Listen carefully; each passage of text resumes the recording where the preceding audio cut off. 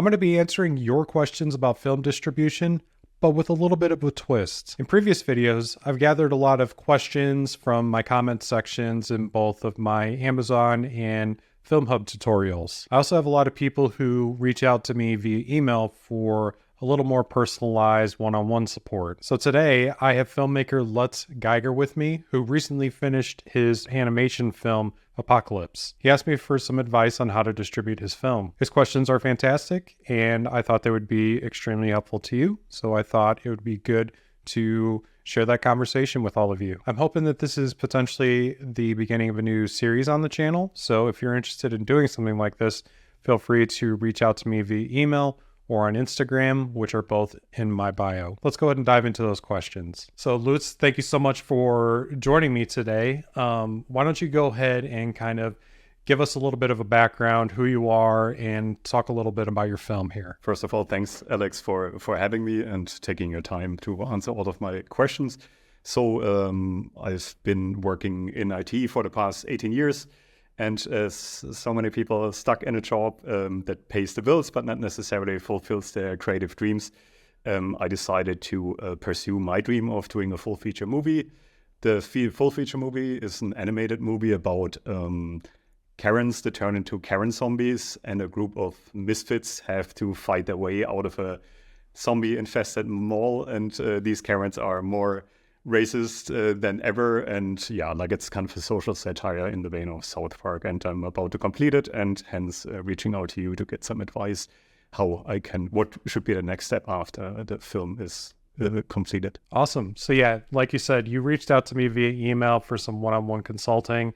I thought that the questions you had were really great, and I thought it'd be wonderful to share with everybody. So I mean, we can just kind of dive in from there. So my biggest concern is about kind of the insurance and legal protection. To also give you some context, a lot of the animation work was done through animators that are hired through Fiverr, a freelance platform. It could be the case that in some of the scenes, they repurposed some of the assets, kind of vector files that are freely available on freepng.org and other websites. But in case there are some legal issues or concerns, do you have any advice how you can get a legal protection? Because ultimately I'm the sole owner and probably will be legally accountable for kind of the movie. That would be great to get some advice, what legal insurance or protection you can recommend for kind of a filmmaker that never done anything like this before. First, I have to just disclaim that I'm not a lawyer, and you should definitely seek out actual legal advice whenever you can, but I can kind of steer you in the direction that I kind of went through. So I actually did have a lawyer on my film. I actually just happened to know somebody who was looking to get into entertainment law. She wasn't working in entertainment law at the time, but she worked at a big law firm in Chicago. And, you know, like I said, that was something that she was really passionate about. So I was like, hey, you think you'd be able to, we'd be able to work together on that. So as far as like what you would want to do to kind of protect yourself, was one thing we forgot to talk a little bit about in the beginning. You may have mentioned it, but I might have missed it. You're actually from Switzerland, so you're actually not from the United States. So I'm not as familiar with, you know, kind of the laws and like how corporations and stuff like that are set up as far as Switzerland goes, but I can kind of walk you through what I would do personally in the States, and maybe you can kind of translate that from there. But one thing that was recommended to me was starting an LLC in the beginning. So that's a limited liability company. Basically, it just protects you. Like, it just separates the business part of your, you know, just like if you count your film as a business, it just separates all that from your personal assets. So if somebody were to sue you, for instance, you know, there's a little bit of legal separation from there. They can't go after, like, if you own a home or anything like that, or if you know, your bank accounts and stuff like that. That would obviously be the main concern there. So that would probably be a good way to start, is to set up an LLC or whatever the equivalent of that is in Switzerland. As far as insurance, that would be useful. I didn't get, so the insurance you'd want to get is E&O insurance, which is air and emissions insurance. I don't personally have E&O insurance, but I know that is one piece of insurance that everybody recommends that you get. And a lot of distributors will actually require you to get E&O insurance ahead of time. From my understanding, it's not super expensive. I've never gotten a quote personally or anything like that. So you'll want to try to consult, whatever insurance companies will allow you to do that in your area. But essentially what that does, it kind of protects you from the things that you were saying. So if, somebody pulls something from the wrong place, or, if somebody says, oh, you stole my story, or, just anything like that, that kind of protects you from that sort of claim. So that would be the best way to start. I don't know if there's any other, avenues there, but I know just off the top of my head, those are the two most common situations, and also with the LLCs too. So I set up an LLC for my business. So my company, AWS Films, which is what I do all my productions under, it's just kind of like a blanket LLC. They recommend, a lot of places will recommend that you actually take the film itself and create an LLC for that, which you can absolutely do. I didn't do that. So it's really under, my AWS Films, my film personally. So I guess if, that would be like if you just went and created one for your, for the film itself, and you wanted to separate that from the business too. So like if you got sued and you didn't want them coming after your business assets, that would be the way to do that. Obviously that kind of gets a little messy, especially if you're super small. Like that makes sense for like Hollywood films or bigger productions and stuff like that. But as far as yourself, I don't know if you have an LLC or anything like that, but that could be a way to start. So I guess that would be my advice there. Thank you so much. And that's also kind of the perfect segue into kind of my second question, because like I was also thinking about creating kind of an LLC or kind of a production company. I've done some research as well, because like a lot of documentation you find on kind of the American side of things. But I was also curious how kind of the European markets operate when you have kind of a creative asset produced, right? And I don't want to held reliable personally with my personal assets. So I was also looking into maybe an English UK, right? You can found this also kind of in Switzerland. And then I think you only have to put in £1, and then kind of you're only liable for that £1 instead of kind of your personal assets. And also I was thinking, and maybe this sounds like you did it kind of the same way, to create kind of a parent LLC. I mean, ideally, this maybe turns a tiny profit, and then you can reinvest into other movie projects. That's kind of my naive dream, to be honest. But yeah, like probably it sounds like having kind of a company registered and then distributing kind of the film under that company saves kind of yes, and also legally speaking. But also it sounds like if you want to pursue it in other projects and not necessarily having to do it like Hollywood does it, right? Like as you pointed out, kind of having LLCs per movie, that sounds like a good idea. But are you then still on the hook for doing kind of all of the reporting, the taxes, or is it something with kind of potentially lower revenue kind of excluded, or do you still have to do kind of the detailed books on these things? And Sure. Yeah. So again, speaking from the American side of things, and I want to preface too, you're not required to make an LLC. You could definitely do this as a sole proprietor too. But again, like I know it can get a little, we start talking about these different terms, and it can get a little scary. And this channel is primarily focused on the filmmaker like me who's doing this from a bedroom in their house, kind of thing, and not in Hollywood and all that.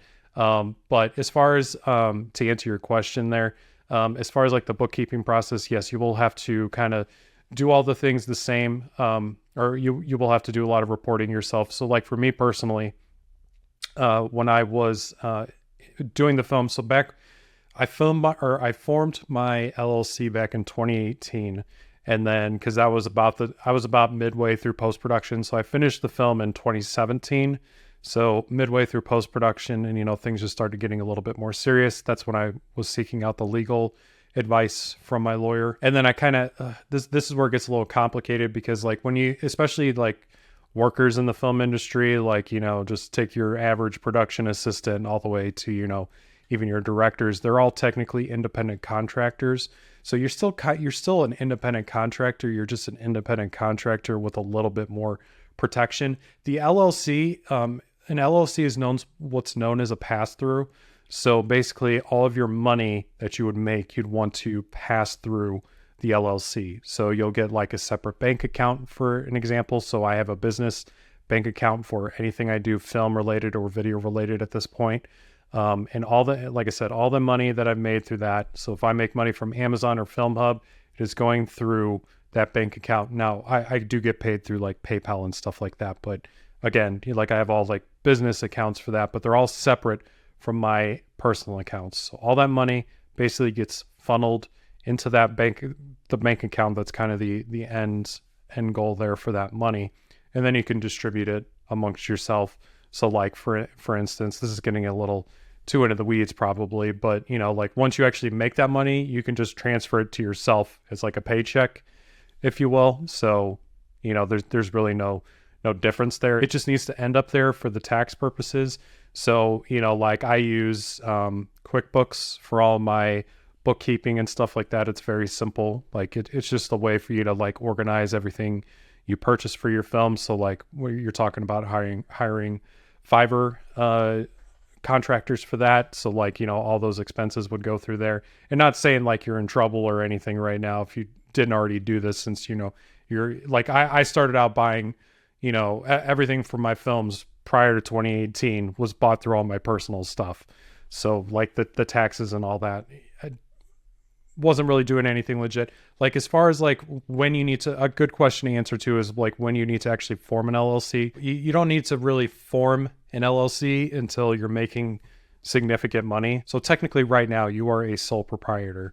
So, you know, like you could, you know, technically file taxes if you're making any money, or sorry, you could technically take the money that you make from your filmmaking, etc., and, you know, file taxes on that. But again, it's not really necessary until you're making a significant amount of revenue. And once you're actually making money from the film, be it, you know, whatever avenue that you decided to take with it, you don't, like I said, you don't necessarily need an LLC. So an LLC and a sole proprietorship, I'm kind of bouncing around all over the place here, so I apologize to you and everybody else. But with an LLC and a sole proprietorship, they're technically the same thing. It's just the LLC is there for your protection, for differentiating your assets like I talked about. So technically, you're actually filing your taxes the exact same way. Like for the American taxes, there's just one extra step that you have to take, and that you're going to file a Schedule C. And that basically just breaks down like the Fiverr expenses like you're talking about. So let's just say you spend like $5,000 on Fiverr contractors. It would go under the Schedule C. So that way it reduces your taxable income at the end of the day. But let's say that you make $5,000 from your film. Well, that's just going to go into your just income for the year.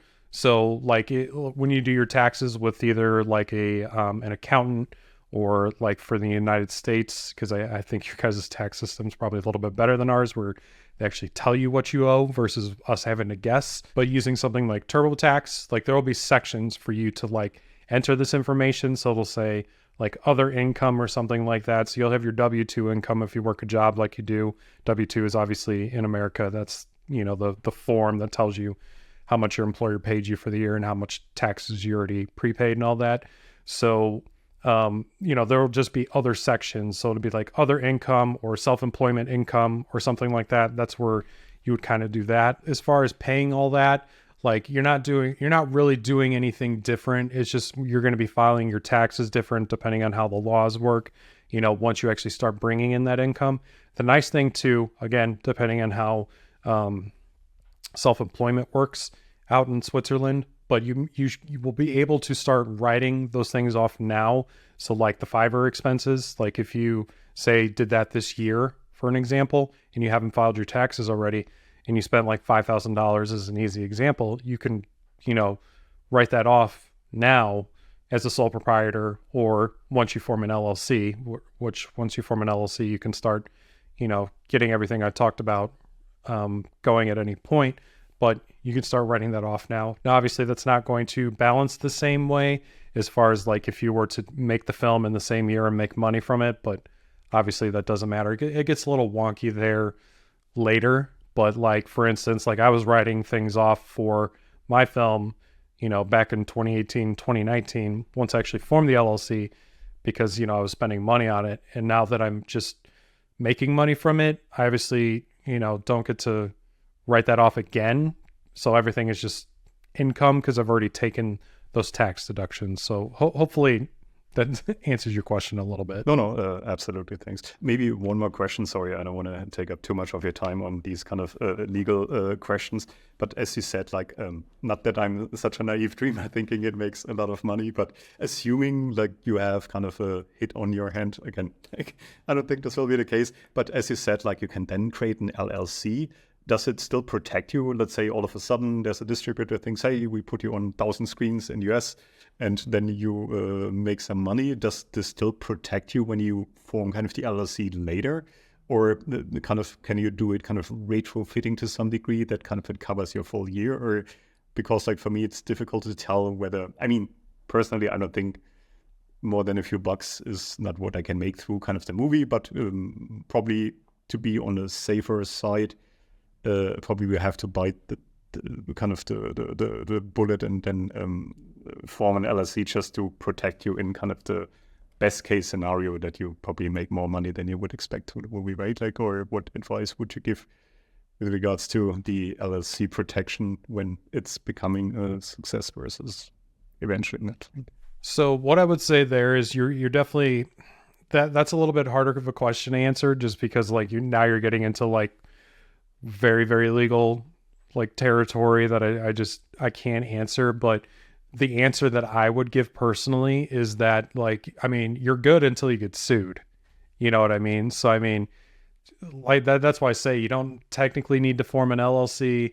Like, do I need to do it now? Do I need to do it later? I mean, everything's good until you get sued, right? So, I mean, you could never do it if you don't want to. I will say too that forming an LLC is pretty inexpensive. Just to kind of give you a cost breakdown of like what it costed me. So this is something, so in the United States, to form an LLC, what you have to do is you have to form that LLC through the state that you live in. So like for me personally, I live in Indiana. So I had to do all this through the state. And then you file through it, or you file it with the Secretary of State, I believe is what it's called here. And then obviously with the IRS and all that, but it's mainly with the state. So you have to do that with what's called a registered agent. So that's somebody who can actually form the LLC for you. So what I did is I went to Google and I just searched like people who can form LLCs. And back when I did it, it was a place called Incfile, INCFILE. It's called Busy now, BIZEE.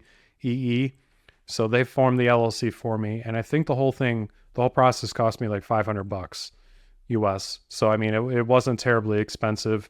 And that was back when I was making no money too. So I was able to, pay that pretty easily. And then every year, I don't think I pay for anything with my LLC every year. I think it's every 2 years. I have to pay like $28 to the state to just tell them I'm still an LLC, essentially. So, it's pretty inexpensive to do. I think people just get caught up a little bit that it's like, oh, I'm forming a business, so I'm going to have all these expenses. And honestly, that's not really the case. Like my biggest expense right now, I think, is my accountant and everything else. Like I spend probably $300 a month right now on my business. And that is my accountant, which is half of that, if I'm being honest. I set money aside for what I just said. So when I have to file with the state, so I just set money aside for that every month. So I just, don't have to, so I just am ready for it at that time. I pay for my domains on my website. I don't pay for a website anymore just because it's not super useful to me.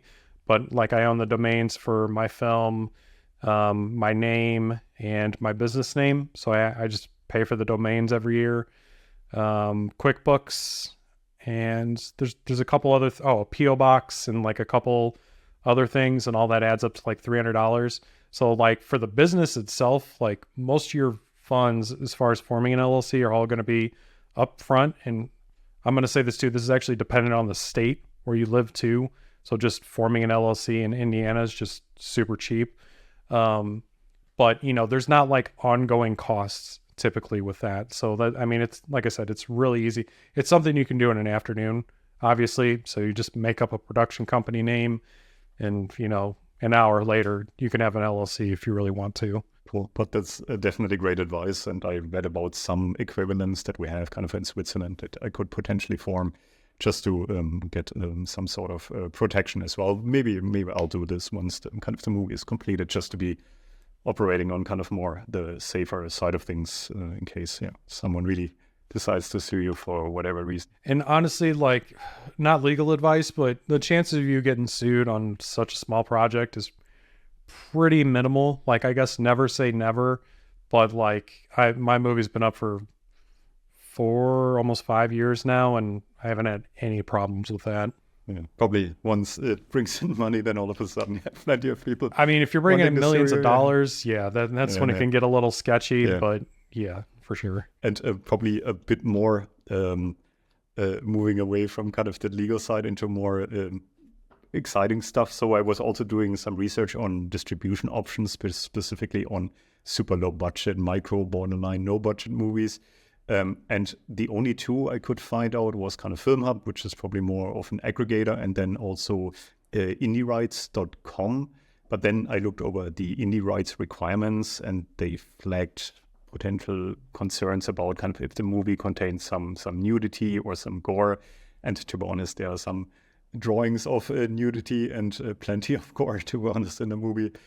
So it seems like I have very little options. I'm not quite sure whether you have some additional distributors that are focused and have a good reputation, like both of them, that you could provide me, because like I'm a bit unsure what to take. Ultimately, probably will be Filmhub if Indie Rights says, hey, no, this is definitely some content we don't want to support. This is an open call out to anybody, because I haven't actually worked with Indie Rights. Like I've researched them and all that. So if somebody has worked with Indie Rights, I would love to interview so I can learn a little bit more. As far as the difference, so you're kind of spot on there. So they're very similar, which is really interesting. So to my understanding, Filmhub is not an aggregator, but they kind of are at the same time. I guess they don't call themselves an aggregator just because I guess they're technically not. But like, if you see like other aggregators, they're pretty damn close to what they do too.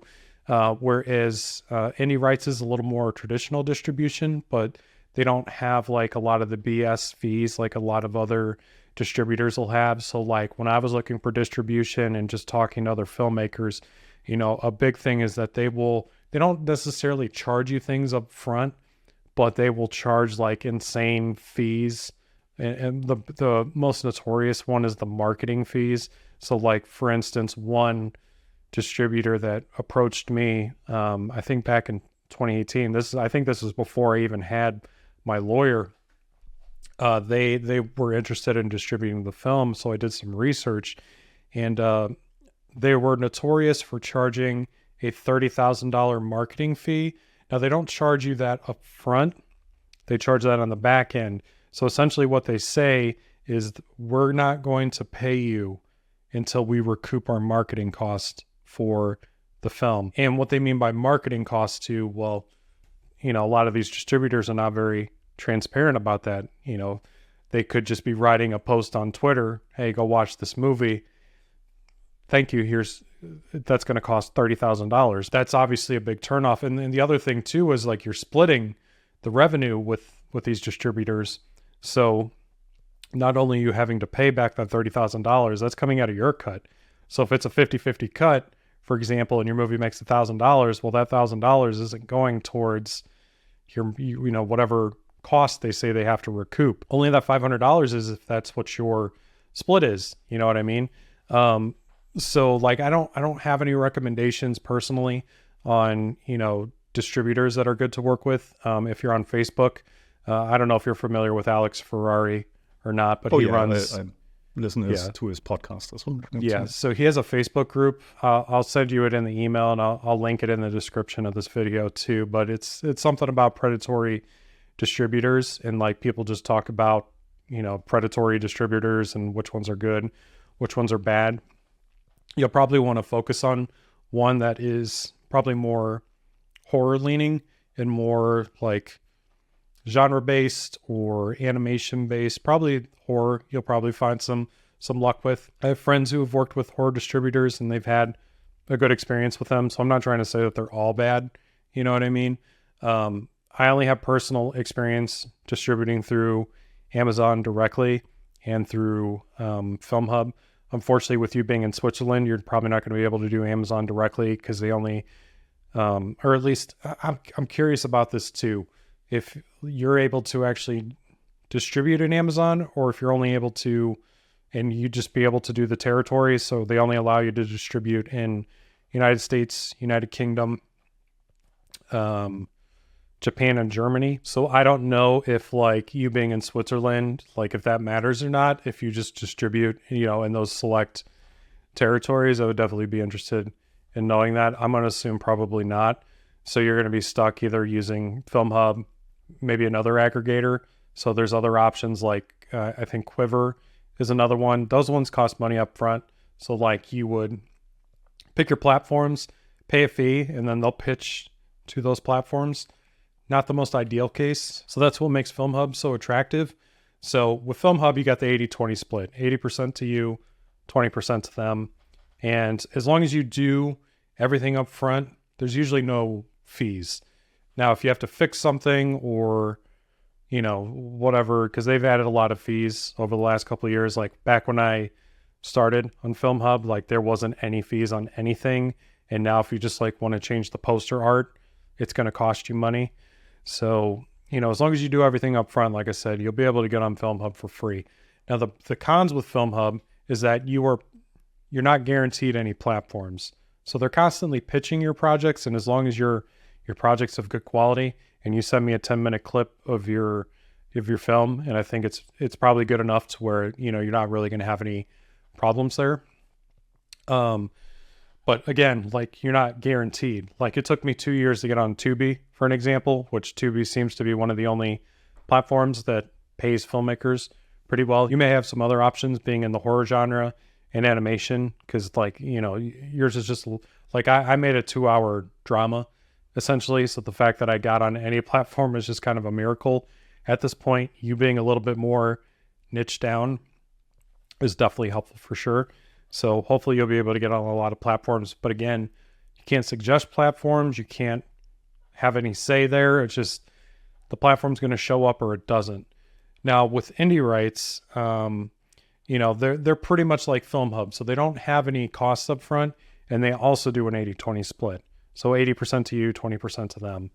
Now you're going to have a little bit more stipulations. So like you said, like they don't take certain kind of content, and that's going to be up to them to decide whether or not they will take it. Now, I will say, I think that, and I'm just speaking for them, so this is complete speculation, but because your film is animated, you're probably going to have a little bit more leniency in terms of the gore and the nudity. And like I said, I think just because it's animated, like you're just able to get away with a lot more. So like, I mean, for South Park, for God's sakes, like you referenced, like they do some insane stuff and they get on TV every week. You know what I mean?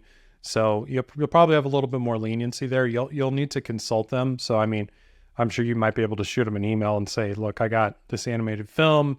There's some stuff like this. Like, do I even have a shot, or should I move on to somewhere else? Hopefully they'll respond to you to that. But Filmhub is Indie Rights is pretty simple to submit to. They have a little bit more deliverable requirements. So I don't think they require E&O insurance, which is nice. But like they require a music cue sheet, and then they have some other deliverables that they require, which, you being an animated film, should be pretty easy. I mean, you might even be able to do an M&E cut on your film because all the dialogue and sound effects and music are all separated. So, if you really wanted to, you could probably do multi-language on this film. I mean, that would be kind of my advice there. Definitely reach out to Indie Rights if that's kind of more the direction. And I don't know if they guarantee platforms, but they have a list of platforms that they work with. So I don't know if that means like once you're in. And like the thing with something like Indie Rights is that they have a little bit, they sell films in like packages. So like they'll package your film with a bunch of other animated films or horror films or something, and then they'll deliver them to the platforms. So they have a little bit more control there than something like Filmhub, I would think, where I think Filmhub is just a little bit more picky as far as what they're pitching where. But that would be my advice there. That's definitely great advice. Maybe even kind of the unfinished cut, that's really some good advice. Maybe I can send them along, hey, is that content you would be potentially interested in distributing? And maybe they give me straight away a hard no, so I can just put my attention towards kind of Filmhub, which seems to be kind of the easiest solution for me personally. Yeah, and I think what you could do too, you could put together like a sizzle reel as far as like, hey, these are some scenes that could be of concern. Like this, I would say this is the worst it's going to get. So put like a sizzle reel of just like the worst stuff. Say this is the worst it's going to be. Obviously give them a warning of what they're expecting, to see. But, that wouldn't be the worst idea. Maybe I can ask you more about kind of marketing strategies, because if I remember correctly, both of them don't offer any marketing services, right? And then I heard from so many people that they complain about film festivals in general. I don't want to badmouth all of the film festivals, right? But some of them seem to be genuine cash grabs, others probably difficult to get into. And then I was also thinking, is it kind of common that you can ask, let's say, the YouTube movie critics to do kind of a charity review for kind of indie movies, because like they don't get the platform they would potentially need. And since everything is going through influencers these days, food, travel, right? Like why not kind of indie film? That would be kind of a nice thing. Do you have any other advice? Because I'm trying to not necessarily spend so much money on doing festival runs, or I mean, like at the end of the day, maybe you pay $80 to $100, right? And no guarantee that you get even an answer or be kind of part of kind of the official festival. So I'm just looking for maybe kind of more guerrilla or new tactics, how we can potentially market your film other than spending loads of money on ads and kind of the film festivals. That would be, or also curious how you manage kind of to do how you manage it with cashing out in terms of marketing. I have some strong feelings about film festivals, and they're not good, if I'm being honest. So my film festival experience, I had a pretty good film festival experience. It was kind of, it was good in some aspects and bad in others. As far as like what I would say, as far as like what you should spend on film festivals or if you should do them at all. So I guess I should answer that question first. Should you do film festivals? I would recommend it just from a marketing perspective, and also just from a legitimacy perspective, because a lot of these distribution outlets may not take your film if it's not been in something before. So like one problem, like I've helped people get their films on Amazon, and one thing that they want is like I forget exactly how they word it, but they basically want you to prove that you own the rights to the film. So like say you're a producer or something and you're trying to upload to Amazon, they'll say, we need proof of, ownership, and they'll want like a website that has your name on it or something. Or another big one is a film festival. So they want to see your film with your name on it at a film festival. Now, it doesn't need to be a big film festival. It just needs to be a film festival that you can easily link to and show like, hey, I'm the producer, director, or whatever. Show your name, show the title, and everything is kind of good to go. Now, as far as, just from the festival experience in general, I spent about $1,000 on film festivals for cashing out. I wish I would have spent $500. I think that's a little bit more reasonable. Now, I did shoot for the moon on a lot of the festivals that I try to get into. So I did like a mix of like very, very small festivals, maybe kind of a little, I wouldn't say mid-tier, but maybe a little bit below that, some mid-tier, and then some I just had no chance to get into. Like I didn't submit to Sundance or anything like that, but I think I submitted to Slamdance maybe, and then a couple other big ones. So I would say like try to get into some. So if you made short films, for an example, and you got into film festivals in the past, maybe submit to some of those if your film kind of fits whatever they're looking for. I would, like I said, I wouldn't spend more than $500. If you spend less, I mean, honestly, that's even better, as long as you think you have a shot into getting into those film festivals. So I think they are worthwhile in some aspects. I wouldn't chase laurels for sure. So, like I talk about this with one of my friends all the time. You'll see like a poster for a no budget film that'll have like 50 laurels on their poster. And honestly, I think that's just kind of silly. So, I mean, if you have a couple, that's okay. So I would try to shoot for getting into at least one, but maybe like 1 to 5 if you can. So, Film Freeway is a great place for that. You can find cheap festivals there pretty easily. So, I mean, I think that's fine. As far as like other marketing tactics, so like you asked about using YouTube critics, there's a lot more YouTube critics now than there was 4 years ago, which is kind of nuts to say. Like, I feel like back when I did my film, it was like in the ancient age, which is not true at all. I mean, it was 2020, but there just wasn't as much stuff as there is now. That's something that I utilize. So I tried to find critics. I ended up finding, so I had a friend who ran friends who run a channel. They used to do movie reviews, but they kind of got away from that. But I asked them to review my movie just so I had something. Another good place is Film Threat. They do reviews for free, and I actually submitted and got my film reviewed. It's like a legitimate website. They publish. They do have paid options too, that are a little more guaranteed. But honestly, like if you're willing to wait a little bit, you'll more than likely get it. It's like they'll do it, but it's not going to be anytime soon. You know what I mean? So that's another good place. You could use YouTube, but I would just do some Googling around and seeing who is willing to do things like that. Feel free to reach out to people too. So maybe like smaller YouTube channels. Or become best friends with Chris Stuckman and then get a review. If we could all do, I actually reached out to Chris Stuckman for my film, and that was with some failure. It was probably for the best.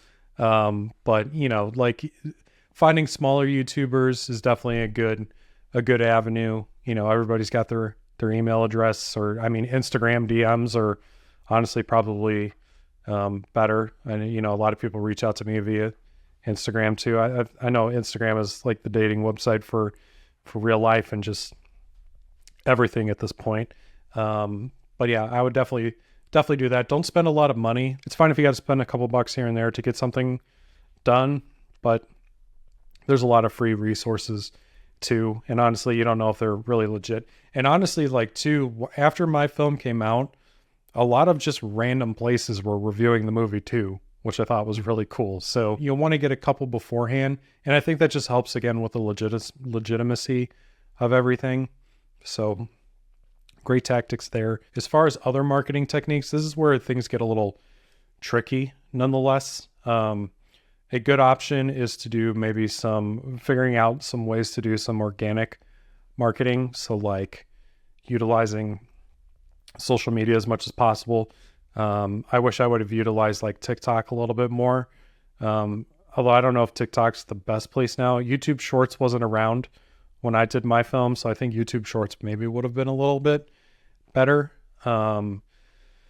So try to do things as cheaply as possible. Like, talk, you want people, like the thing is like, you will find an audience for your film, because I really think that there's an audience for everything. And like, for instance, like I grew up skateboarding. Like, I don't know if you could see the 2 skateboards behind me right now, but you send me your film and it's a skateboard, there's skateboarders in it. So you already got one audience member right there, and horror too, nonetheless. So I think you will find an audience for that. It's just tricky trying to find that audience.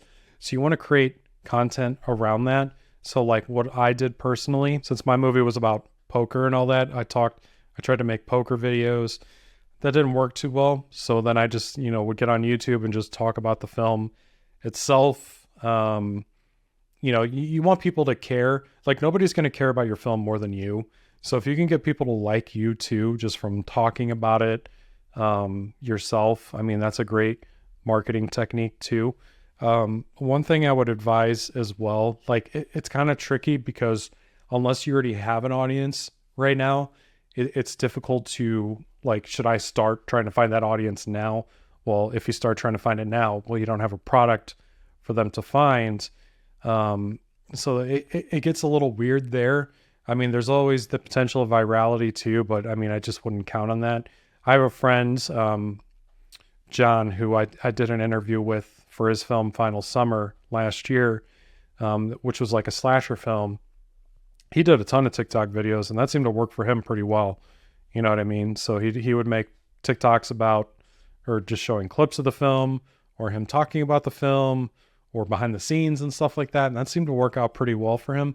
I don't know if it translated into views or anything, but he was building an audience that way. And just slasher films just have a built-in audience in general. So I mean, there's a million ways that you can do things. I'm a big proponent of organic marketing, like try to market it organically. So what I would do to kind of break down this simply is I would start making videos about it, or even just social media posts. Another great way is to start an email list. So like you can start building email lists for free or pretty cheap. So I mean, even if you like MailChimp, for an example, I think you can have 500 contacts on there before you have to start paying. And even after that 500, it's not super expensive in the beginning, but I would try to, do that as cheaply as possible. But start an email list because like email's free typically, and it's usually pretty effective. So if somebody's signing up for your email list, they're probably going to convert into a viewer. And that way, once your film is out, you're able to, send those emails to people pretty easily. So, I mean, even if it's just 500 people, that's all you can get. That's 500 people, that you'll have in the beginning, and then it can kind of snowball from there. Get people to sign up for email, start social media. So when I would do social media too, you want to be a little bit more tactful there as far as which platforms you use. So like if your audience is on Facebook, use Facebook, but they're not on Twitter, don't use Twitter. So like for an example, my day job right now is I run a whiskey YouTube channel. So whiskey Twitter is just not very big. So we don't put a lot of emphasis there. Like we still post there just because it's worthwhile for us to do it.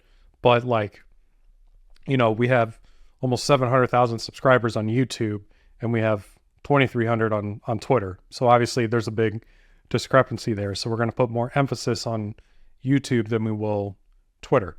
So you want to kind of, and this may take some testing out to do too, but there's a million pages for movies as far as, genre movies go. So it should be pretty easy to find where your audience is hiding. At the end of the day, you can do the paid marketing too. I did a little bit of paid marketing on Facebook. I bought Facebook ads after Cashing Out came out. That seemed to work pretty well, but after a while, it just kind of didn't. So I just kind of relied more on the marketing. I mean, like my YouTube channel at the end of the day is just one big commercial for my projects. You know what I mean? So, there's that. So you want to figure out a unique way to build your audience, but that's kind of how I would start, just based on like the mistakes that I made in the past and just kind of the knowledge that I have now. Definitely great advice. It sounds like a healthy combination of kind of the more common channels, and thanks, you convinced me again considering festivals again. As you pointed out, your movie was more kind of a drama. And when I did some research on Film Freeway, there are not a lot of festivals that have kind of the full feature indie animated movies. So maybe it's also easier, not necessarily, I have to convince them too much in terms of quality, because like the number is a lot lower in that category than, let's say, regular indie movies. So maybe there's also a chance to get kind of into one festival, then you have already kind of the requirements fulfilled for kind of Amazon, for instance. And maybe I shouldn't spoil kind of my guerrilla marketing idea, but I was also thinking, because you said doing something viral, maybe I can even hire kind of an actress pretending to be a Karen, being outraged in the cinema, complaining about the movie that mocks kind of Karens, and this can go viral, things like this, right? Like I try to tackle it from kind of all angles, and if this doesn't work out, I'm also okay with the fact that maybe it's just not an audience for the movie. But yeah, like that's some great advice. So the common cliche phrase is the riches are in the niches, and just you picked a genre film, which is great. You weren't an idiot like me and picked a drama. That was just kind of like, I mean, I kind of went the direction with the crime and all that, but like for my next one, I want to do a horror movie myself. I have a bunch of ideas for that. So that would be a lot easier to market and to sell, quite frankly, but there'll be an audience for that. It's just, it's difficult to find it when you're kind of, if you don't already have that audience. It's like, okay, there's a million different avenues. Like, how do I do that? I wish I would have done a little bit more research in the beginning, and that's even me saying who does very thorough research in general. I wish I would have done a little bit more research, and like, I didn't really understand marketing the way I do now, especially like being in the space that I'm in now. It's like, there's always the hindsight. It's like, oh yeah, I would take what I know now and do it back then. But, I wouldn't be where I'm at right now if I didn't do what I did back then. You know what I mean? So, it's just, I wish I would have done a little bit more research into finding like where this audience could be and kind of just like honing in on that instead of kind of the spray and pray approach, which I don't want to say I did that. Right? Like it does work sometimes. I don't want to say I did that too much, but I definitely didn't have like a great plan. But yeah, that definitely would be my advice there. Like, you'll find something. It's just, you got to know where to look. Yeah, that's some great advice. I mean, like, to be honest, like, I mean, animated movies, of course, like the big budget movies, they're quite successful. But then when I did my research, I scanned through kind of the advanced search on IMDb. There are rarely, I mean, the budget is 10,000 for my movie in total, right? And if I look at kind of movies in that range, I cannot find almost any animated movies, right? Like, either there's kind of no audience for that, or no one is as stupid as myself working on this for 3 years, trying to complete this. So yeah, like I will find out soon, probably. Okay, so I made my movie for 15,000 US, and I've made 10,000 so far. So I think you're good. I think you'll be able to. And I did that. I did that through. Excuse me. I did that through merchandise, and the merchandise, like buying the product, is part of that 15,000 too. So kind of balances out there. So it's probably closer to like 12,000 US. Merch, I made about 3,000 so far on Tubi. All the other platforms are just kind of hit or miss. Made about 2,000 on Amazon, and I'm forgetting Blu-rays. I made some money on Blu-rays. I have a breakdown, which I'm going to do in another video, so this is kind of all top of my head. But you made that movie a lot cheaper than I thought you were going to say, even if, that's, not US dollars, but that's still very, very good. So I think you're going to be fine in the long run. I think the other thing too to keep in mind is I try to say this with all my videos and people who I interview. You have to decide what your goals are. Is your goals to make money, or is your goal to get eyeballs? Now sometimes they collide, sometimes they don't. So if you're wanting to do this more, like, eyeballs are obviously important because it sounds like you want to continue making films. So I think you're on the right track. I think as far as like why you're not seeing so many of those, it could be that there's not as much of an audience, but I think it could be too that animation is just expensive, and like Disney spends like $150 million on every animated movie that they make, if not more. And even just like cheap animations, like your film is probably closely going to be compared to like something like Sausage Party, and I think even that costs like $20 million to make. You know what I mean? So animation is expensive. So I have a colleague of mine. His whole thing is doing animations too, and he's working on an animation feature himself. He did a short, and I think it cost more than what you spent on an entire entire feature. So it's just, I think it's just cost. So you don't see a lot of those films. It's just because the cost is too high. It's a lot cheaper for me to just grab my phone, you know what I mean, and just go shoot two people in a room talking, as compared to hiring animators and all that. So I mean, I think that's why you don't see that there. So that could work in your favor too. So don't forget that. Like the lack of films. Like here's another good example of it. the like, is it too late to become a YouTuber? Is a common question that gets asked in my line of work. We decided to focus primarily on bourbon whiskey, which is just, U.S. made whiskey. There's a lot of other bourbon YouTube channels, and we are currently the biggest out of all of them. Like, we surpassed all of them, and we get a lot of views. We get more views than everybody else. Like, last month we did 1.5 million long form views, and I think all of WhiskeyTube did about 4 million total, including us. So we did about 40% of views in the entire space.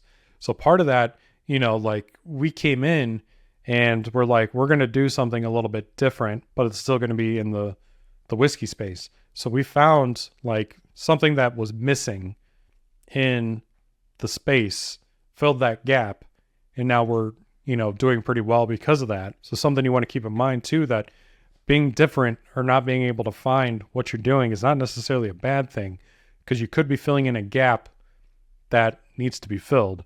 You know what I mean? There's tons of horror movies, there's tons of dramas, there's tons of all sorts of stuff. But if there's not tons of horror cartoons, horror animation films, you know what I mean? You never know if you could be filling a gap there. Thank you so much. I think the last question was about kind of licensing, but I found kind of your cue sheet and also the other video that I'm gonna watch. I bought kind of the Artlist subscription, so I think I'm more or less covered then in terms of kind of sound effects and music. Or is there any other things I should keep in mind, or is it sufficient when I have kind of the valid subscription and then all of kind of the license PDFs that you can download with kind of the files you use?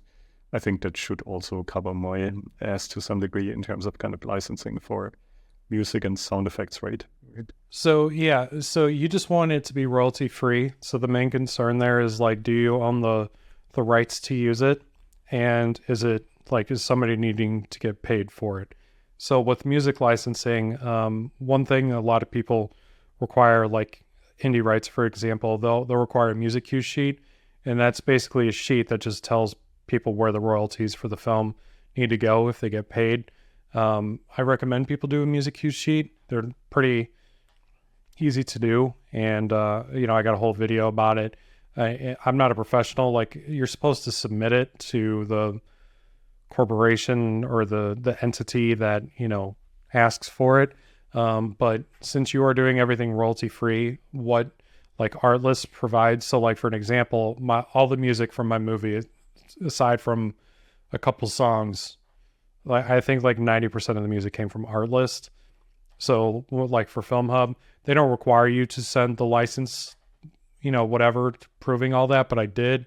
So I just downloaded the license, the blanket license from Artlist, and that was enough for them. So like I said before, so people who are not familiar with me know what platforms I'm on. So I'm on Tubi, I'm on Amazon, I'm on Apple TV, it was Vudu, but it's now Fandango at Home. I'm on TCL, and I just got licensed for Roku, the Roku channel. So, I mean, those are all pretty big platforms, and I don't have anything special. I have the license from Artlist. I have one from Storyblocks, and I think that might actually be it. Just those two, Artlist and Storyblocks. So those should definitely be fine for you for sure. As far as like other copyrighted material, again, like if you have stock footage or anything like that, obviously get the royalty-free license if you can. I actually use some sounds from like places like freesounds.org and maybe some other, I can't remember off the top of my head, but there's a lot of other royalty-free places. Like I know you mentioned one at the beginning. There's other places like Pexels or Pixabay. The licenses there get a little sketchier, so you just need to pay attention to what you're doing, but you just want to pay attention to, is it royalty free? If it's royalty free and they don't require you to do attribution, then you should just turn in that license. If they do require attribution, just make sure you put it in the credits or wherever necessary. But it's pretty simple beyond that. I can't think of any other licenses, but music and sound effects and footage and other kind of artwork, I know can be a little sketchy. So that, like I said, you mainly want to just stick to royalty free if possible. And a lot of times with the licenses too, you want to pay attention to like where it's royalty free. Sometimes you can only place the material in certain places like online or theatrical. Like some places you can't like use it for commercial. Like it's, as long as it's royalty free, you should be okay. But those are kind of the things I would pay attention to. It's as long as you're using, like I said, like something like Artlist or anything like that, you should be fine for your film. Okay. I'm a little anxious, I'm not gonna lie, because like so many licenses and songs and music and vector assets I have been using, I honestly lost track of how many, I mean, thousands of kind of sound effects. And in animated movies, as you can imagine, like a lot of is also kind of the voiceover artist along with kind of the sound design that really elevates kind of the scenes as well. So thanks, that's definitely good to hear and kind of a relief that I think Artlist should cover almost everything. Can I ask you a very last question? This is about your movie, but are you a big fan of Fight Club? Because I recall the scene that I've seen, punch me as hard as you can, and the framing was exactly like Fight Club. So I immediately got reminded of Fight Club too. I appreciate you bringing that up and that you noticed that. So Fight Club is my favorite film of all time, and I'm going to explain why. So back when I was 16, I've always been a film nerd my entire life. But back when I was 16, I almost lost my life to this stupid disease that I have. I for people who've watched the channel before, I have a ton of diseases. It's really annoying. They've all tried to kill me, but this was the first one. And this one kind of like really knocked me on my ass. So, I was just in a weird place in my life at that point. And a friend of mine introduced me to that movie. And, like the movie's about like consumerism and, corporations are bad and this and that, which is fine. But the kind of big takeaway for me was, like live your life on your terms. So that was something I needed to hear at that time. So I'm like, I always wanted to pursue filmmaking and all that. So I decided kind of then on, like, I'm going full speed ahead after I watched that movie. I'm like, all right, there's only one direction and it's that way. And we're going to try to make this happen. And it's kind of crazy. I'm 34 now. So that was almost 20 years ago that I was introduced to that movie. It's not the best movie, but, it's one that holds a lot of meaning to me just because it came to me at a time that I really needed to see it. So I try to, there's a lot of references I think there's a couple other references, like in the first scene when they go to the movie theater. So after they do the first robbery, he's walking in the back, same setup, when she punches him. So back there, and then he knocks on the door. She opens the door and pulls him in by his shirt.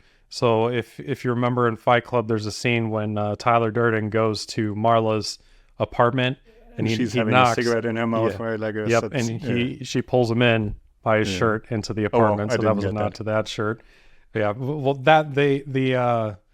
that scene was a little more obvious, and I kind of did that purposely. Like, honestly, like that scene serves no purpose other than for myself. Yeah, there's quite a few nods to Fight Club for that reason. I haven't seen the credits, so I don't hope you added one additional frame into the credits. No. I didn't do anything like that, unfortunately. I should have, but yeah, that was a lot of fun. But awesome. Thank you so much for your time, man. Like, it was super helpful and really appreciated sharing kind of your experience on the filmmaking journey with me, and gives me additional motivation and hope that this can potentially work out.